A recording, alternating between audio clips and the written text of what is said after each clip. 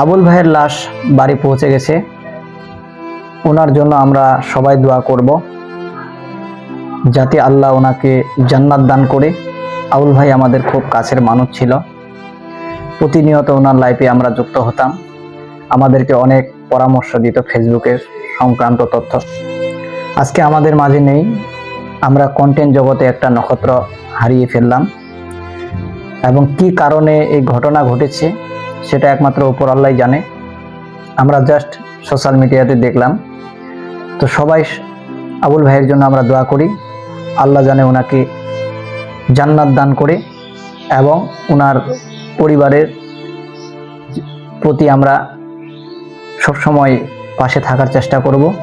ওনার একটা বাচ্চা শিশু আছে, বাচ্চা শিশুটা জানে ভবিষ্যতে ভালো একটা জায়গায় পৌঁছে যায়, এটার জন্য আমরা সবাই দোয়া করব।